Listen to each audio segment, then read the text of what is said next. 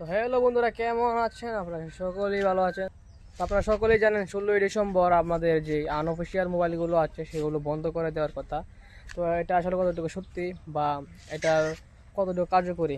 তো আসলে সারা বছরই আমাদেরকে জানানো হয়েছে যে আনঅফিসিয়াল মোবাইলগুলো বন্ধ হতে যাচ্ছে, কিন্তু এখন পর্যন্ত কোনো সময় আনঅফিসিয়াল মোবাইলগুলো বন্ধ করে দেওয়া দেওয়া হয়নি।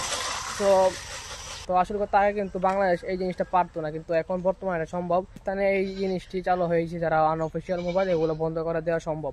তো বিটিআরসি থেকে জানানো হয়েছে যে 16ই ডিসেম্বর যত আনঅফিসিয়াল মোবাইলগুলো আছে সেগুলো নাকি বন্ধ করে দেওয়া হবে।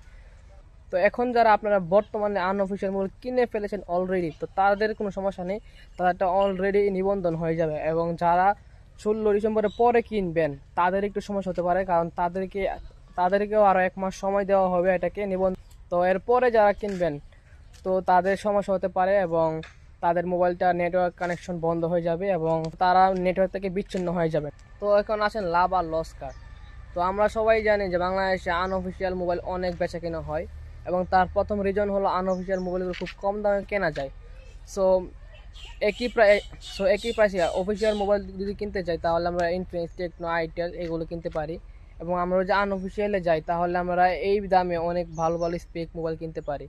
তো আনঅফিসিয়াল মোবাইল কেনার প্রথম রিজনই এটা, ভালো স্পেক এবং কম দামি মোবাইল কিনা। সো এই আনঅফিসিয়াল মোবাইল কিন্তু বর্ডার ক্রস করে আসে। সো বর্ডার ক্রস করে আসলে বাংলাদেশে ট্যাক্স দেওয়া হয়নি, মূলত এটাই প্রধান কারণ। বাংলাদেশের অর্থনৈতিক নিয়ন্ত্রণে এই কাজটি করা হচ্ছে।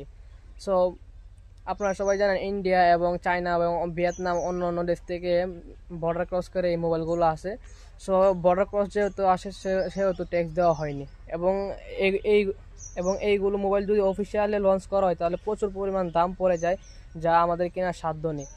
তো বাংলাদেশের অর্থনৈতিক নিয়ন্ত্রণ করা। এবং দ্বিতীয় যে কারণটি হতে পারে সেটা হলো ইনফিনিক্স, টেকনো, আইটেল এরা অফিসিয়ালি যে মোবাইলগুলো লঞ্চ করে সেগুলো এতটা বিক্রি করা হয় নাই।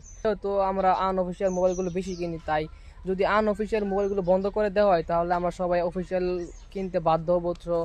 তো দ্বিতীয় একটা রিজন হতে পারে যে অফিসিয়াল মোবাইলগুলো কম বিক্রি হওয়ার কারণে আনঅফিসিয়াল মোবাইলগুলো যদি বন্ধ করে দেওয়া হয় তাহলে কিন্তু আমরা সবাই আনঅফিসিয়াল মোবাইল কিনতে বাধ্য হব।